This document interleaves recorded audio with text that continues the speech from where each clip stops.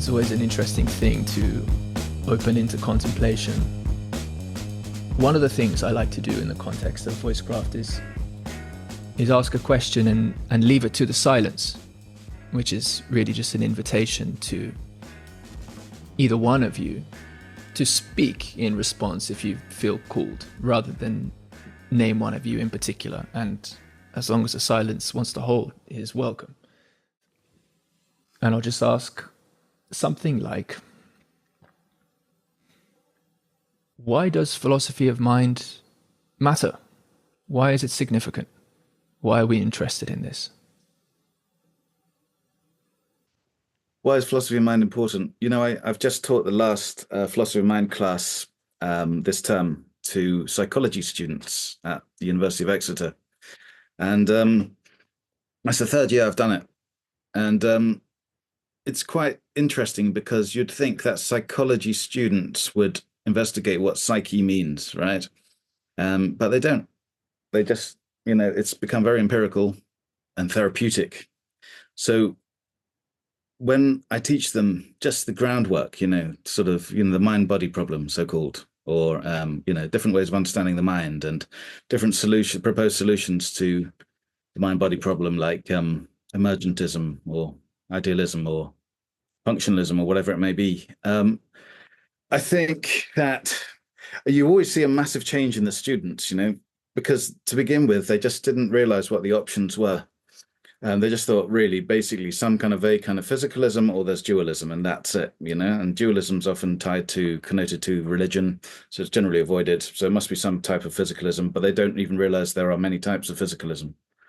So we go through that, and I think it completely opens up their minds when we look at the assumptions of all the positions and so on, and it changes them. And it's not just a intellectual endeavor. I mean, it affects them personally, because when speaking about the mind, of course, you're speaking about yourself. And so if we could only apply that to society, Western society at large, I think that would be, you know, very enriching of culture. So that's, you know, like from a practical point of view, that's how I see it as valuable. I'll try to look at it from maybe a different angle. I agree with everything Peter has just said.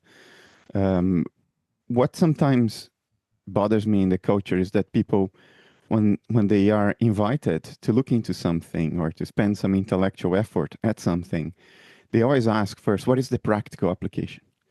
As if only practical applications had meaning in life. But if you think about it, all practical applications are means to some end. You know, you want to make your life practically more efficient. Fine, you live more efficiently, but what are you living for? Well, we get more money, you can buy more stuff, but what are you buying more stuff for? And if you really think deeply through all these, what is it for, you end up at a ground level where life can only be about figuring something out that we don't talk about much in our culture, figuring what is this all about? You know, we are in the circus here. What is this circus? And the circus is apprehended in mind, obviously. It's all we ever become directly acquainted with. So what is the relationship between the nature of mind and this thing that is happening? And you realize that ultimately, it is the practical applications that require investigation. And philosophy of mind, although it surely has practical applications, it goes deeper. It comes closer to the end as opposed to the means to the end. It asks questions about what we are. We are mind. What is this? What does it mean to be a mind? What is the relationship between the mind and the dance of existence? So it seems to be more primary, more urgent, and closer to an ultimate purpose than any practical application that you can think about. Yes. Yes, beautifully said. I'll just add something as well with regard to what philosophy of mind is. So philosophy of mind generally, I mean, you know, Hegel's got the philosophy of mind, but generally today it was very much based on how to defend physicalism and how to attack dualism.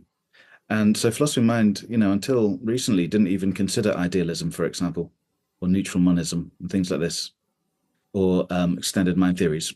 But now it has expanded, and I think to a certain extent anyway, at least my class has. So now I think it's even more pertinent to people's reality. Yeah, absolutely. An interesting follow-on question to this, and it's sort of implied in what you're both speaking to, is how are our ideas about reality conditioning our relationship to reality? There's an investigation we can go on there. Famously, know thyself, the unexamined life is not worth living. The inquiry of philosophy, who are we and what are we doing? It asks of us to consider the nature of fundamentality. Now, partly why is because it seems as though very much that we participate in this reality. And so our ideas condition how we participate in it. And I'm curious in what ways you've both come to recognize ideas that have conditioned you in your lives, in your work, those you recognize in culture. I'm curious about, as Peter's sort of alluding to here, there are developments in how at least the academy and perhaps the general population is opening up to different ways of conceiving of reality, oftentimes recoveries of ways of seeing reality. So I'm curious to give some color and context, a bit of the living history of your perspectives on the ideas that condition us as we move into attempting to relate with what is on the cusp, what is close to the mystery, where in some sense the onward dialogue of our participation in understanding of the ideas which condition us becomes so critical. That's a lot of what I'm interested in this conversation. I'll give it a first step. I think we are deeply conditioned by all of our unexamined assumptions. And there usually are a whole lot of them. Examined assumptions are the ground level operating system of the human mind. And that is unfortunate because then we have no direct influence, since these assumptions are unexamined, into what is driving and motivating us to think the way we think and feel the way we feel and act the way we act.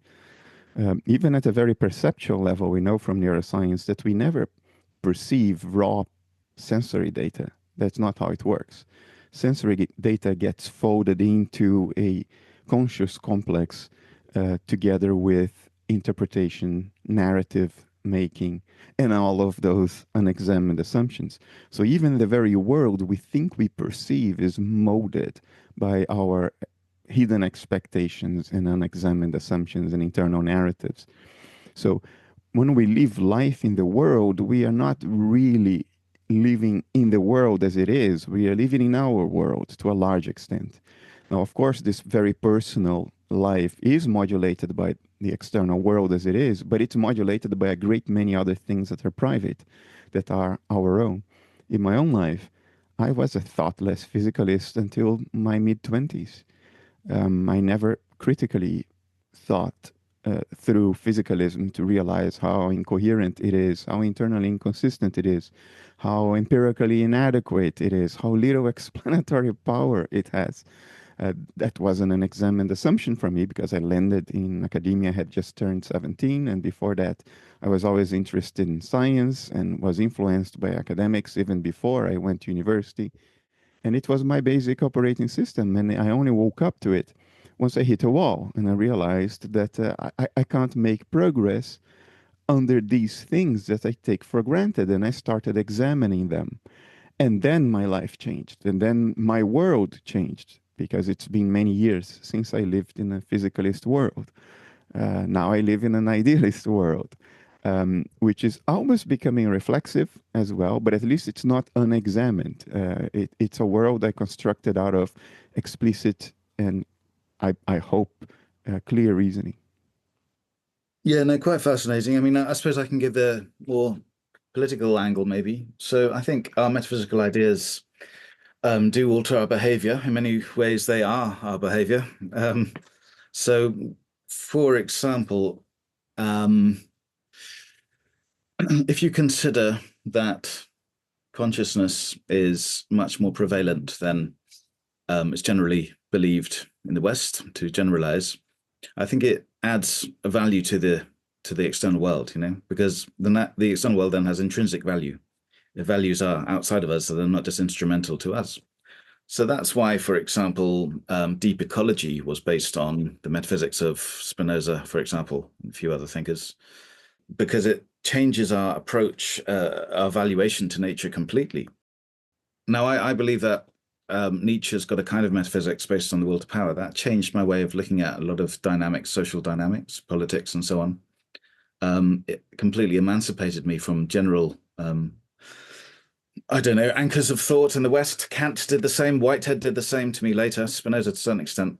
Also, I think that certain metaphysics are, very detrimental to our well-being. So, like Bernardo, in my 20s, I was also a hardcore physicalist atheist until I examined it as well. These are the reason we are like that is because that is the reigning ideology of our age since the 17th century, really. I think physicalism can be very, very detrimental because it sort of gives no value to the universe, no purpose is there, and it sort of makes life boring. This is what the Romantics were really fighting against in many ways, the sort of mechanization of the universe, the sort of unweaving of the rainbow, as Keats said.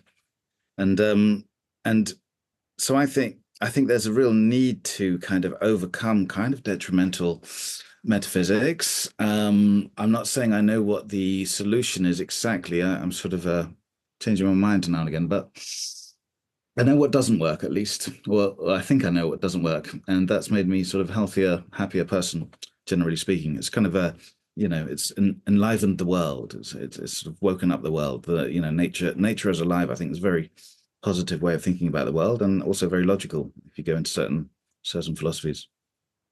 And just to add, Schopenhauer, of course, said that man is a metaphysical animal. We need metaphysics. Of course, physicalism is a type of metaphysics, but there are better ones. And I think we've had this general dichotomy in the West between metaphysics as something belonging to the church and then science dealing with the rest of nature. And I think this dichotomy, this bifurcation of nature, Whitehead says, has been very detrimental to mental health, but also to, ecology generally, treating nature as something that can simply be exploited for human gain. I think obviously hasn't had great results. So yeah, no, extremely important, not to mention all the political wars and so on that are instigated by metaphysics. Think about this Cold War, Marx, and so on, religious wars before. So absolutely fundamental. To echo what you said, Peter, I the past few years I have been sort of moving around the world of philanthropy a lot. And one thing I've noticed is that a lot of philanthropists with a lot of means who are sincerely trying to help enable positive changes in the world. There are a lot of rich people with pure hearts, more than I thought. I thought earlier that money would corrupt more than it actually does, based on my experience now. But what a lot of these people realize after a lifetime of philanthropy is that they can solve a lot of practical problems. They can feed the hungry. They can shelter people who don't have a home. They can help solve certain conflicts. But then over the years, they realize that all these problems return, that they seem to be sort of built into the way we deal with each other in the world because of our metaphysical prejudices and unexamined assumptions. And then they grow frustrated because they think that they spend all that effort, all that money, and here we are again. All the problems repeat themselves. And several of them have concluded that the only way to enable sustainable change that abides, is to address metaphysics. I'm glad to hear it. I have some contact with some of those as well. And they are not philosophers. They came to this conclusion from their practical experience in trying to deal with the problems of the world.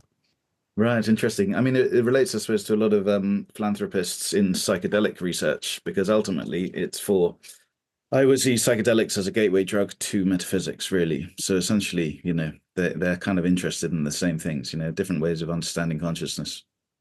But yeah, no, I mean, philanthropy is a very interesting art as well, and sort of discipline. And I'm glad to see that people are shifting their depth of their contributions. But we'll see how far it goes. So, I mean, one example of that is Bruce Damer, who I just you mentioned, I think, in your book that I've just read, which is a very handy little outline of your philosophy just before this podcast. But Bruce Damer, he started the Center for Minds, which is a kind of a hub for philanthropists to give to research involving psychedelic-induced creativity. So there's perhaps one great example of what you're talking about. Also, maybe I shouldn't announce this now, but me and a few others from the Center for Process Studies and elsewhere, we are going to start this we're probably going to call it the Mind at Large project. I know you use that term as well, don't you? It's not mine. No. Huxley, I think. It was Aldous Huxley, it's right? Huxley's, yeah. In relation to Bergson. But anyway, a kind of project where we do sort of conferences, proceedings from that, books, and we travel the world as well, a tour of it, just to sort of kind of, and this is what I very, very much admire your work and what you're doing in this sense that you're bringing out the importance of metaphysics, and you sort of say, and your approach, you're kind of explicit about, you're being very vicious against metaphysics you don't like, physicalism. And there's a methodology to that because you don't like it the other way around, that idealism is dismissed out of hand viciously. I can see that. Also, I noticed that you're taking Schopenhauer's idea of philosophy, which is make the best possible case for something. Yeah. As opposed to someone like Putnam who changes his mind all the time. But equally valid, I think. No, you grokked me. Sorry? You grokked me, Peter. Many don't. Well, anyway, so I see the need for, and also I'm writing a book with Bloomsbury. It's going to be called the Psychedelic Metaphysics Manual, coming out next year, 2025, and hopefully, and it's about just giving an option of different metaphysical positions, mostly for psychedelic therapists, but for everyone really. I think there's this big big article by Lawrence Kuhn just came out, Theories of Consciousness. I think people are just slowly now beginning to realize how important all of these options are and how there's no default position. I think that's the most important thing, There's no obvious metaphysics and there's no non-metaphysics either. You can't avoid it, Yeah, I agree with you. This is a good development that minds seem to be opening even at a cultural level to the importance of metaphysics and to how non-obvious physicalism is, how non-default it is, how not substantiated by empirical experience it is. But I see a danger, though, that comes hand in hand with this positive development, and that is AI and LLMs and the fact that you can engage in a deep conversation with an AI now that I think will lead a lot of people to reflexively attribute consciousness to what is essentially a mechanism. And that goes along the lines of physicalism and eliminativism and illusionism, because it has the side effect of turning us into mere mechanisms. And AI is growing, and it's going to make the metaphysical discussion mainstream under the umbrella of AI. And I perceive that as quite a danger. It's part of my motivation for having started an AI company this year, is to sort of, make sure that I have a toehold in that world as well, because I think that's where the discussion is going to move. Right, yeah. Christoph Koch, I met recently in Philadelphia. He was telling me about that company of yours, yeah. He's involved. You've turned him partly, haven't you? So, no, I don't turn anybody. Christoph turned him. Well, he didn't turn, by the way. It's not like he flipped. He's all the things he learned are still the things he knows. But he's an open-minded human being who never stops learning, never stops growing, unlike others that I have seen. So I admire him a lot for that. Yeah, no. Well, he said to me, he said he hasn't got a settled position, absolutely, but he did have slides in this conference I was at, at the University of Pennsylvania against physicalism, which is kind of surprising coming from him. And then, of course, his new book starts with his 5-MeO-DMT experience. Seems to have had a profound effect on him. You know, so he's moving. And now I am. It's called "Now I Am Myself, the World." It's a wonderful book. Yeah, no, it's good. But you know, the fact that he's changing is quite general indicative of cultural change, I think. I suppose the danger is, AI is a danger. AI is a real bane to me because of essay marking and students using AI, and it's constantly evolving, and it's like an arms race, really. But it's good to have your foot in the door there. I think, also you say as well, there are obviously political reasons for physicalism. So you can never really find a good article defending physicalism. There's never really a philosopher who is the great physicalist. I mean, there's some examples, but it's because it's like the background ideology, of course. And as you've written before, has political, there's political reasons for it. In other words, the elevation of the bourgeoisie over the clergy, which is quite an interesting one. Also, something that I didn't read in you, but I think quite important as well is how the Marxist left also pushed materialism. So famously Marx, changed his Hegel's dialectical idealism to dialectical materialism. Amazing. And that had a big effect on critical theory, Horkheimer, Adorno, and so on. I mean, I read this text recently by Horkheimer, and it basically said that metaphysics is dead because metaphysics is materialism. And then he renamed that as Marxism, interestingly. And then later after the article, years later, it becomes renamed as critical theory. So you see that materialism, which is basically metaphysics, is out the window, and it's just simply the one metaphysical truth that is left, and that's the basis of a lot of kind of academic work as well. On the left, political theory and so on, literary theory. And then in analytic philosophy, you have A.J. Ayer, who wrote, why metaphysics is nonsense or something like that in the 1930s. So you had that side as well, pushing for this particular metaphysics until it kind of all reached a cul-de-sac. And here we are, square one again, looking back to Spinoza, Schopenhauer, and so on, or Plato, ultimately. Yeah. Okay. Yeah. So I've had sort of a spontaneous image come to me, and I don't think it's very limited, but I want to share it just so we can maybe, if not play with it, then it may be helpful perhaps to move towards a deeper point I feel is here to make. The image is of a building and then scaffolding in front of the building. Now, this is going to be pulled apart in many different ways. But it would seem to me that a lot of what we can say or write, defend as a position, which can perhaps change over the course of one's life, as we've discussed, has happened in both of your cases, and it's in a sense part of lifelong learning that we construct hopefully more clarified views of reality. Can undergo tremendous shifts, right? All the scaffolding comes down to the degree that the building, or in a sense, reality as such, even to invoke the notion of mind at large, right? We are here in relation, on the one hand, with a kind of view that can support the conception of what we might mean by mind at large, and at the same time, we're invoking that which we, in effect, for the idea to hold value or weight or merit, we swim in that mind at large.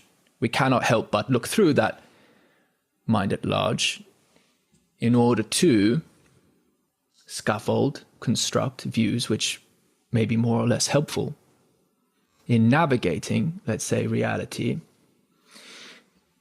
I'm curious about the relationship between the intellectual project of articulating cogent philosophy and the mode of perception, the apprehension, the acquaintance, the knowing.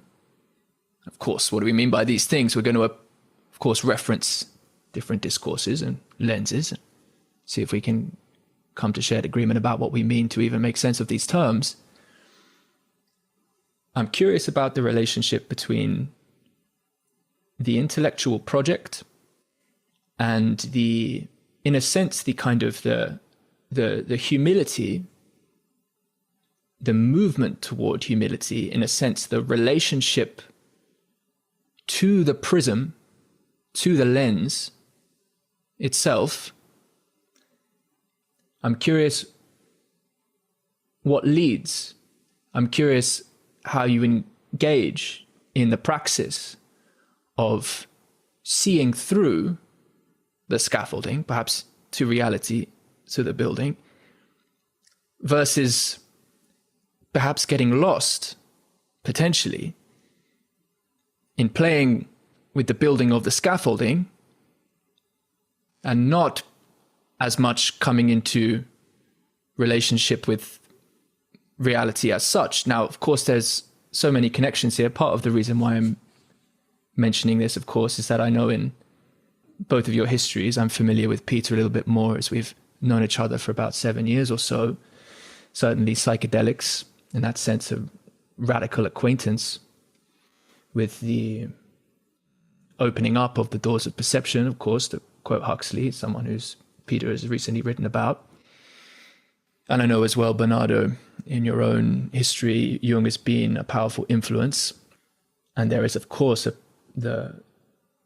in this world, a profound engagement with experience, consciousness.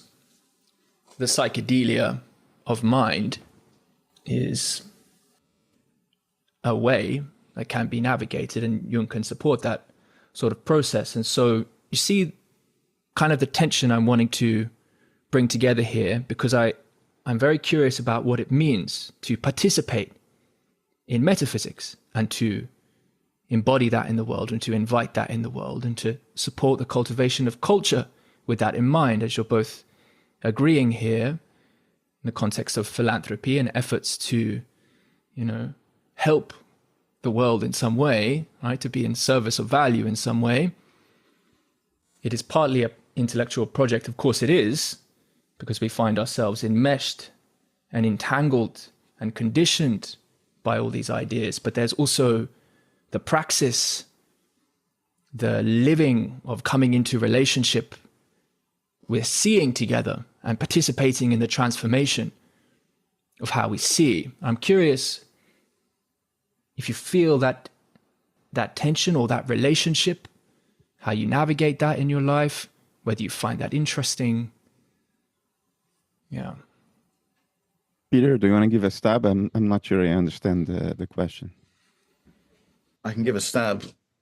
I think, do we see the building or the scaffolding? How do we approach that in terms of our life? I mean, for me personally, philosophy, the ways of seeing reality are my life. I mean, I sort of only do this job because I'm very much interested in it, and I wouldn't be doing it otherwise. It affects me. How it makes me think of this line by Whitehead, which is something like this: the grand question of the relationship between mind and nature, the world, has been reduced to the petty form of the relationship between the mind and the brain.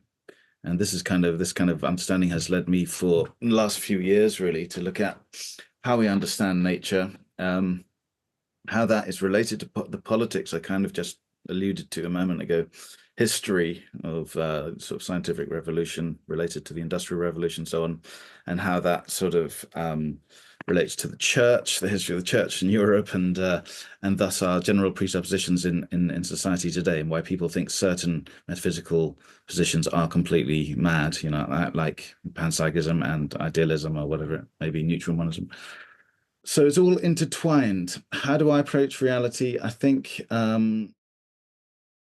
I did approach it from an idealist lens, very much akin to Bernardo's, as I understand it, just from the latest book. I haven't read I know this is just the overview book, but I think there's a lot of truth in that. I think I agree with all of your critiques generally, but I suppose my slight difference in now speaking about my approach to the world would be that you have a dashboard of symbols, But did that come from Eddington, by the way? The pointer readings, I wonder. Is like, But I'm tempted to say no, but who knows? Because some things come from deep inside, from early learning, early reading. So who knows?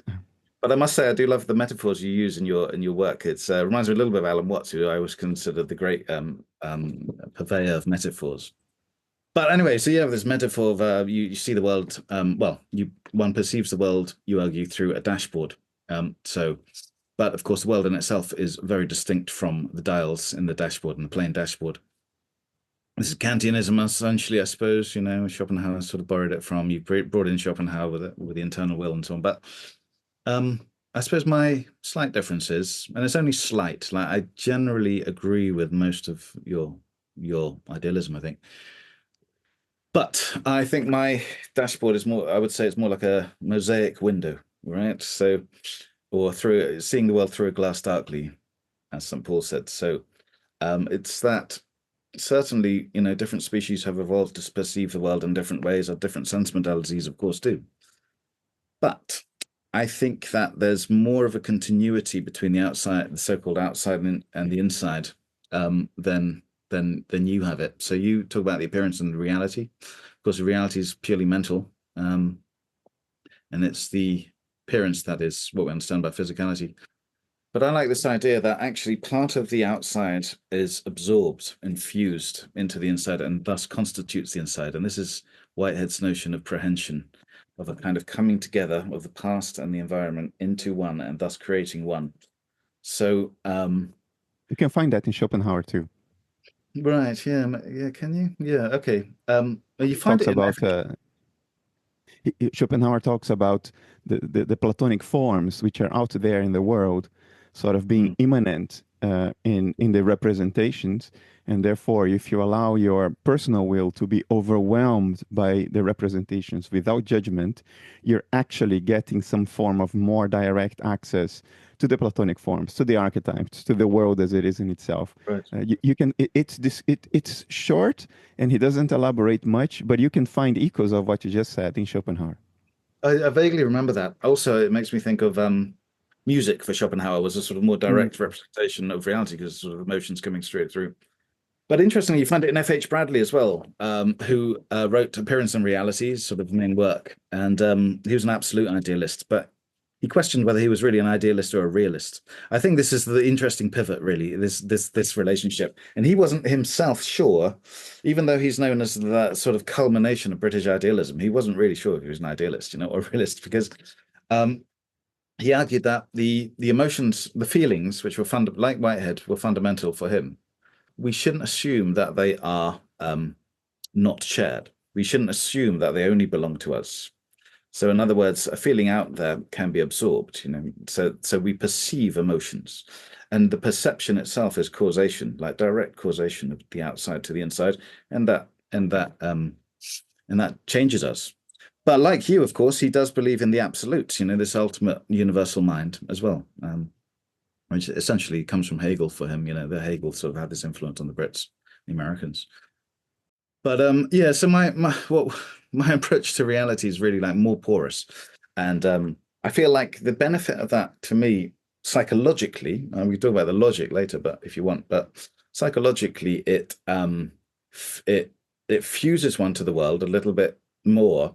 I find that this kind of Kantian separation between appearance and reality as being, physical, mental, as this strong dichotomy alienates you a little bit from the so-called external world. And I think alienation, again, coming back to Hegel, that's where the concept comes from. Alienation can be psychologically damaging to a certain extent. That's a psychological reason I like it. But Whitehead gives good reasons for logical reasons to believe it as well, and as does F.H. Bradley. But otherwise, I think I'm very interested in this idea of the universal mind, the mind at large, pantheism, cosmopsychism, whatever you will call it. I think I like your idea because it's a kind of very primitive mind, isn't it? It's like a baby mind, the universal mind, which I've never really come across before, right? It hasn't evolved, so it hasn't had obstacles to overcome and develop itself, This is quite unique, I think. I like this. And also I like the general, I think, one thing I know I'm talking too long now. I'll hand it over in 1 second, but just one other thing. Interestingly, I don't see a necessary conflict between a top-down approach, so the absolute mind of which we all participate, and a bottom-up approach, which is more panpsychological. And one thing you wrote against panpsychism in the book, and it's Evan Thompson wrote this book recently called The Blind Spot. I don't know if you've read it yet. It's worth reading. It uses Whitehead and Bergson, and two other authors as well, I should say, criticizing science, like criticizing ultimately the physicalist assumptions of science. Is very, very good, very practical, applicable. But he's also arguing against panpsychism. But you know what's happened in the 21st century? A certain type of panpsychism has become very popular, and I think Galen Strawson's mostly responsible for it, although I give him a lot of credit. I think he's a very great writer. But in the 20th century, there was, I remember in the encyclopedia, in the philosophical encyclopedia, Paul Edwards edited it. He said, Whitehead is the greatest panpsychist of the 20th century, but this is lost. And then so we look at it, and then it's kind of top down, it's kind of relational and so on.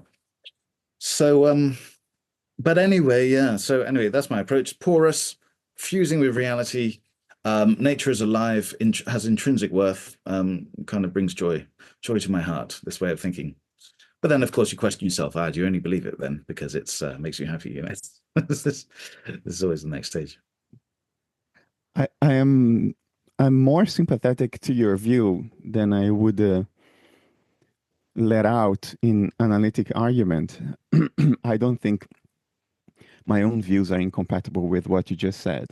The dissociative boundary that you find in my metaphysics can be very porous, can be very permeable, because no process in nature is foolproof or perfect. No, nothing's like that in nature.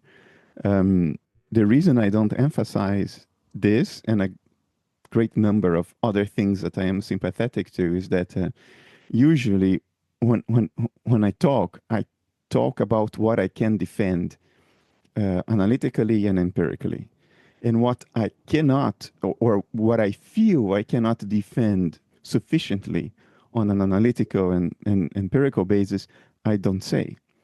I don't talk about it, because otherwise, in the moment I get disagreement, what can I do? I can't defend it. So why did I say that, right?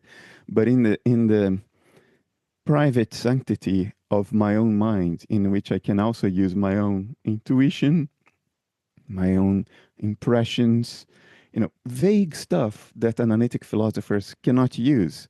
And although analytic philosophers often say, well, according to my intuitions, what they mean by that is something other than the true intuition, which cannot be used in argument because it seems so arbitrary.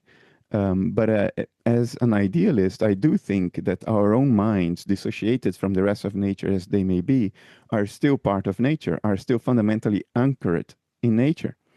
So intuitions could be valid. It could be some kind of commerce across the dissociative boundary through the root system of our being, in which we do pick up stuff that is true, and just our intellects haven't evolved enough to sort of create a conceptual narrative around those things. So in the sanctity of my own mind and taking responsibility for my own life as an individual, I'm more sympathetic to a great many things than you will hear me talk about, because I don't know how to defend them. And that's all there is to it. It's not that I am against it or that I disagree. I just don't know how to defend it, if you know what I mean. Even panpsychism, in the book, I tried when I start my critique of panpsychism, I try to be explicit about what panpsychism I will be talking about, and that's constitutive micropsychism. But there are many other forms of panpsychism that I'm not as opposed to as one would think, because I'm so vocal about my critique of that particular panpsychism, microconstitutive panpsychism. So I'm prudent. So, no. Well, I'm glad to hear it, and good job this is not being recorded, because otherwise your secret's out. but this is so interesting, because the reality of relationship, intimacy, and trust, right, in the context of communication, is clearly fundamental to what we can entertain, play with, and share in the process of generating understanding. And so, partly a way to tie this back into some of, I think, the core concepts you are bringing forward there with Peter, with your usage of the term porosity, which is really good, and Bernardo in the context of dissociation. And these are beautiful terms to build into what I was attempting to articulate before, and are ultimately can be helpful in locating, again, this question of what it means to participate in reality, what it means to participate in the shaping of our understanding, what it means to participate in creativity, and what it means to participate in a society, in a Whiteheadian sense as well. And this seems to me to be very, very on the pulse of embodied metaphysics. And there's something about it which is profoundly vulnerable. And also, it can be envisioned to some degree. It can be in the privacy of one's own mind, perhaps intuited to some degree. I might get an image of it. But in the actuality of sharing, of in that sense giving birth, of sharing, right, in the creative process, well, what happens is a unique occurrence. And also, Peter, you could speak to this very well. I would take from a Bergsonian perspective on this, is quite interesting in terms of the, I like using the, Bergson doesn't use this term, but I'm basically drawing in a lot of Bergsonian influence. I like this phrase I often use, living history, right? That the reality of our present and the potentials we dwell with, and in that sense realize together, not that we have total control over these, right? But they are subject to the influence of a living history.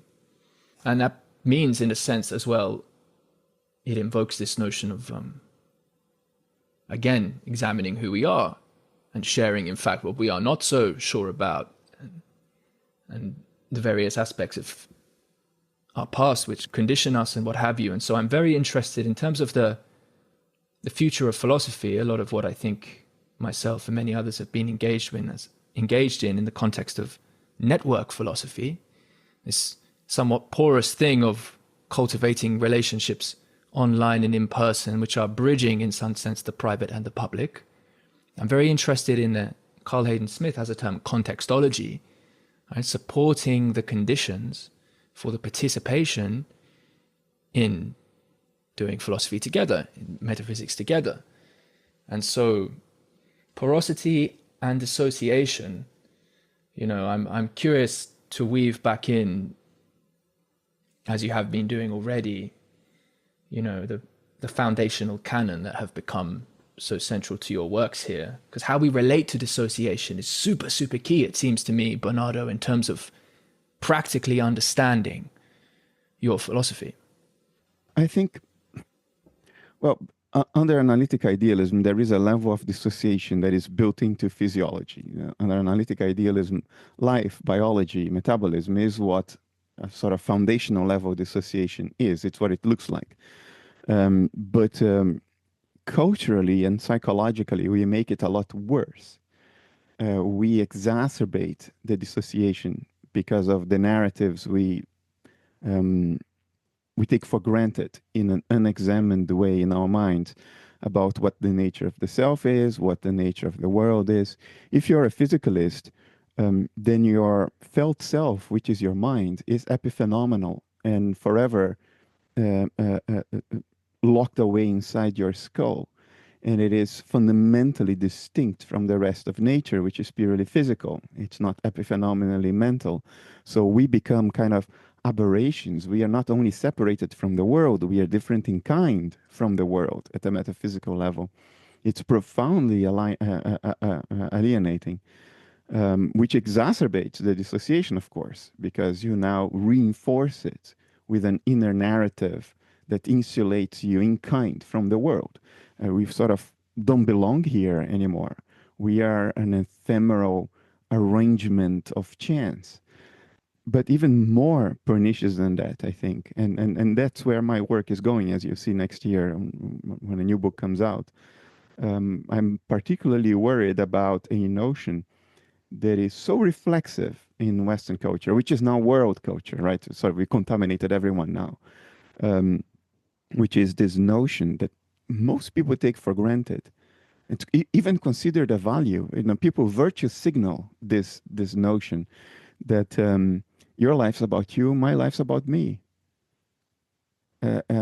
Well-being specialists will tell you, you know, you have to take the reins of your life. You're responsible for your own emotions. You're responsible for your happiness. You carry the duty to make yourself happy, and you can achieve that. It's everywhere. You know, the concept of a bucket list, which is a direct reflection of your life being about you. So you have your bucket list, and your life's about, you know, ticking the boxes of your bucket list. This is profoundly unnatural. Everything in nature tells us otherwise. That your life's not about you, and my life's not about me, any more than the life of an apple blossom is about the apple blossom. That would be a ridiculously neurotic apple blossom, one that thought its life is about it and not about the apple tree, not about nature, not about the grand scheme of things. We didn't parachute here. We are products of nature. We are segments of nature, deeply rooted in nature, in our very being. So whatever it is about what nature is doing, right? It is certainly not about you, not about me. This is an incredibly neurotic notion that contributes to an impossibility of well-being at the end of the day. Why? Because there are just too many variables of relevance for our ability to make ourselves happy than we can even inventorize, let alone control. And it is perhaps more alienating than the physiological level dissociation that takes the form of this body, of this biology. It is an insult to nature. And at the same time, it's enshrined in our culture in a way that it didn't even become political yet. It's like nobody's out there saying it's not about you. Do you see a movement, a cultural movement out there? There's a cultural movement for everything. You know, everybody will cite and quote Nietzsche to defend their own positions. Nobody seems to trying to highlight this, that hey, it's not about you. And the moment you realize that, you're profoundly free. You're profoundly free to just be what you actually are, to just allow nature to do through you what nature wants to do. I know one person who understood this very well, and that's my good friend Fred Matzer, who founded the Essential Foundation. And his metaphor is, we are violins played by nature. We have to allow ourselves to be played. Otherwise, it's like sticking chewing gum on the chords, on the strings. And you know, you become dissonant. You're a dissonant instrument of nature. And that's what we do when we think that our lives are about us. Look, I'm not trying to be a communist here. I'm not saying that it's about the collective. No, I'm not. What I'm saying is it's not about you, and it's not about me. It's not about our bucket lists. And understanding that in an embodied way is profoundly integrative. That's what I found out. It is a lived reality of you being a segment of the great dance of nature, the great dance of existence, and it's like opening the window in a room with vicious air. It's like you take a deep breath and oh, it's not about me, and it's fantastic. So yes, we make the dissociation worse because of our culture-bound narratives.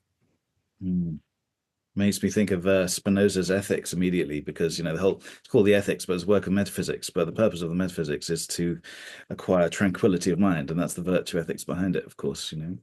And of course, he's got his infinite intellect and so on.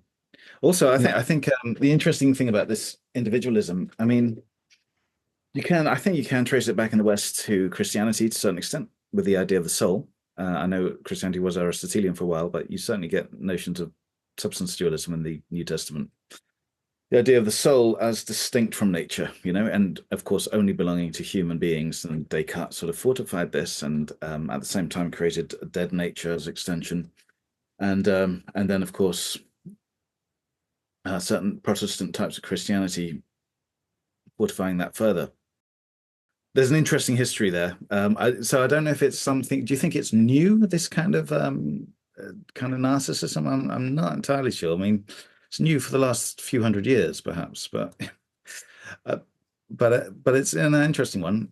With regard to connection, though, I think that's where porosity comes in again, right? Because the reason that I think that there's a porosity in our perception of the world and conception is because of the fact that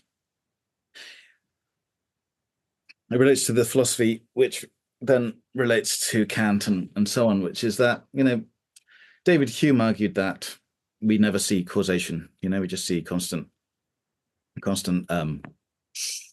corroborations of things, and we infer causation. And Kant took this upon him and said, yes, you're right. We don't empirically observe directly causation, but therefore we have to make it a category, an a priori thing, and we sort of make that the condition for experience.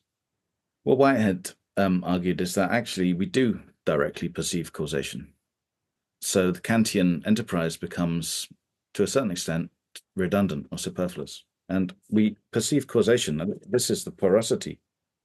Our immediate past, we directly perceive our immediate past. So if you're sort of, very anxious in one moment, then the next moment you'll perceive that will become part of the next moment.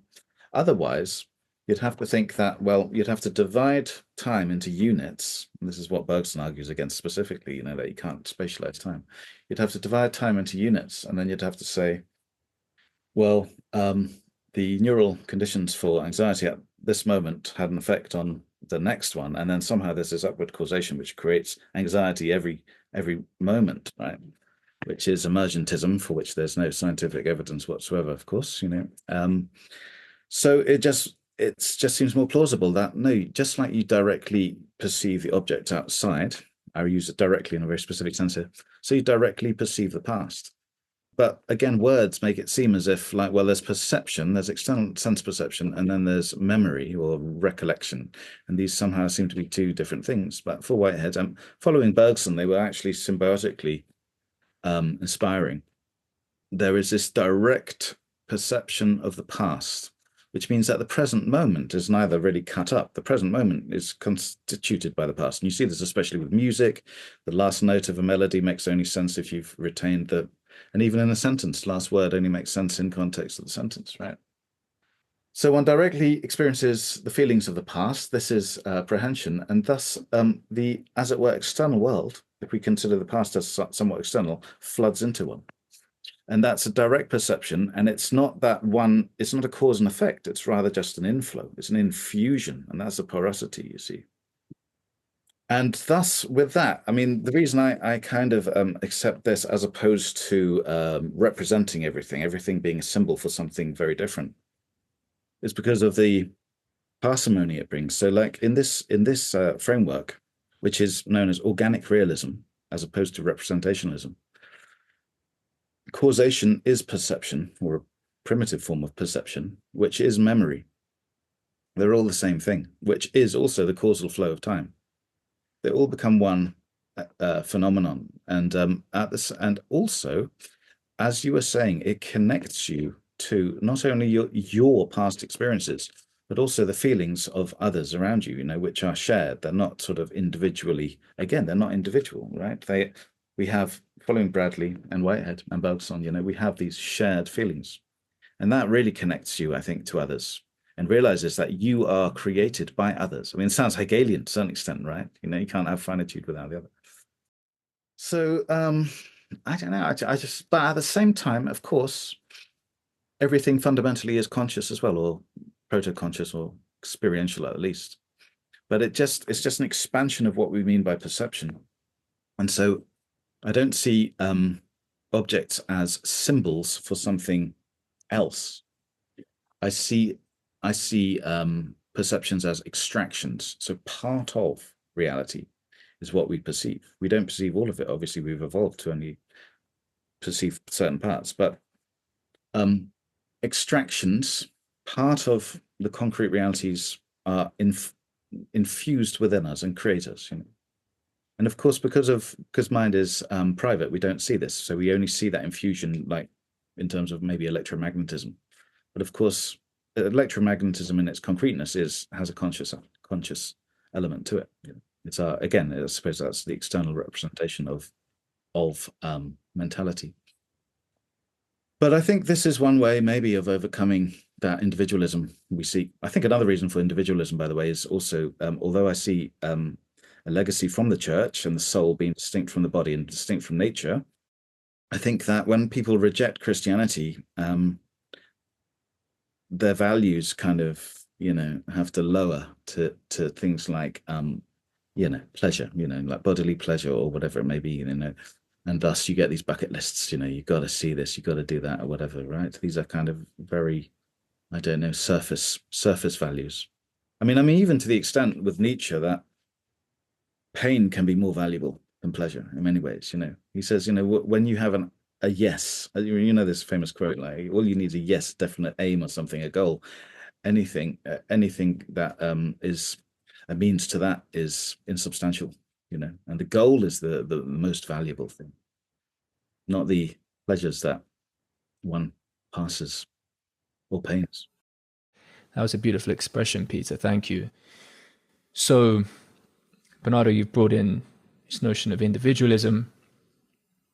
You also spoke to the beautiful image of a friend of yours. We are, as the violin being played through by nature. There's a certain surrender to, in that sense, conduiting, in a certain sense being played, which is actually the word played now gives it a nice double entendre, because we can in fact bullshit ourselves. And of course there is much in our nature which, violates the context and the conditions for our belonging. And so to what degree are we playing? To what degree are we being played? We bring in here notions of bullshit, delusion, this type of thing. I just want to bring that into the mix as something to weave into your responses here, because I think we have to take that seriously. The other thought I'll just offer, sort of a different line into this, Tyson Yunkaporta in a book called Sand Talk. He's an indigenous scholar, indigenous Australian, and one of the arguments he makes is that one of the stabilizing functions of indigenous society, which of course cultivated over many tens of thousands of years in Australia, was the recognition that the potential for narcissism in development was, in a sense, ever present. And so attending to that in various ways became critical. This was seen as fundamental to what can, again, violate that context for belonging. But I think as well, just to balance it, there's also, of course, as you're speaking to, Bernardo, the nature, collectivity that stifles the, let's say, the living spirit to animate in a particular way, right, through one particular node, is also critical to the reopening and the doors of perception to what may be damaging that context of belonging. And so we are always navigating these trade-offs, these dynamics, right, these tensions, in order to just figure out to what degree are we playing the beautiful music, to what degree are we being played. So I just wanted to share that as something to weave into your closing remarks here. I've enjoyed this conversation. I don't want to be misunderstood. I may have spoken in a way that may be misleading. I think every individual is unique. And therein lies the richness of nature. Nature is trying to do something slightly different through each one of us. And it's critical that we honor that. I think Soviet collectivism in which all human beings are considered to be the same, with the same dispositions, the same capacities, I think that is profoundly unnatural. It's offensive to nature. That's not how we are. We are not born tabula rasa. We are born with a set of intrinsic dispositions and intrinsic sense of teleology, sense of purpose that is itself not individual, but expresses itself in us in a unique way. And I think that is entirely consistent with the notion that our lives are not about us. My life's not about me, your life's not about you. And we are still individuals, and we still owe it to nature to honor that individuality and to express nature in the very particular and unique way that nature wants to express itself through each one of us. So in my mind, there is no contradiction at all between these two notions, the uniqueness of individuality and the notion that one's life is not about one. On the contrary, I think these are entirely consistent and even mutually reinforcing, because my life is not about me. My unique individuality has a role to play in the great dance of nature, a unique contribution to the great dance of nature. Otherwise, we would be replaceable, right? We wouldn't really be necessary. Well, is there any unnecessary apple blossom in nature? I don't think there is. Nature is not redundant, is not superficial like that. There may be some redundancy built in, because then the redundancy is itself needed for the workings of nature, whatever those might be. So I think, look, even though I am strictly speaking a metaphysician, I don't think human beings can pin down the ultimate metaphysics. We are monkeys, and we have been around here for 300,000 years, sporting an intellect for less than 50,000. In other words, the chance that we will figure it all out through some kind of syllogism is just as great as the chance that a termite will figure out quantum field theory. It's not going to happen. I think what we can do is be less wrong. That's what we owe it to ourselves, to correct our own mistakes, our own inconsistencies, to better ourselves in our view of the world.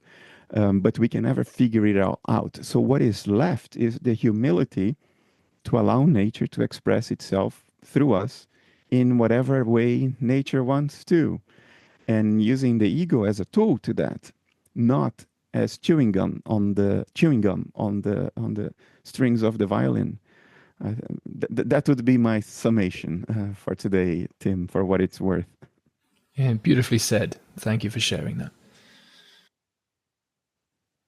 With individuality, I'll just add that I suppose the distinction to be made is one can think of oneself as a unique individual, as outside of nature. And this is what I really meant by the soul, as being transcendent somehow and surviving, going to another realm after death and so on.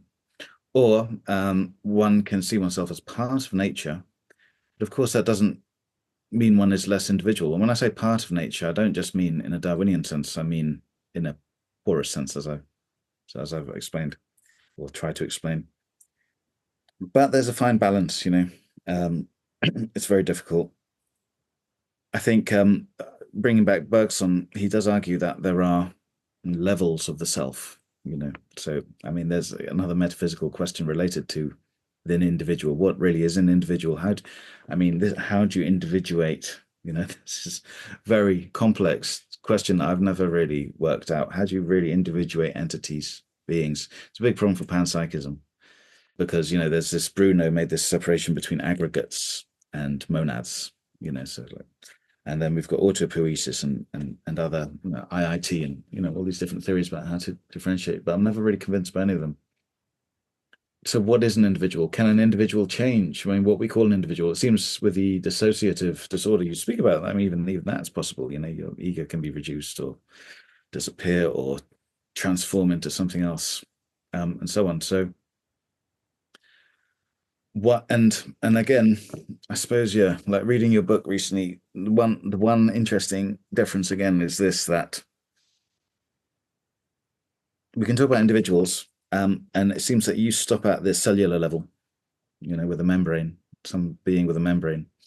Whereas for Whitehead, there's no organic, inorganic dichotomy at all. So that's why he calls his own philosophy not process philosophy, but the philosophy of organism. There's organisms all the way down. You can't really make that distinction. So you would include a cell, of course, as experiential, which I believe you do, which I might call biopsychism.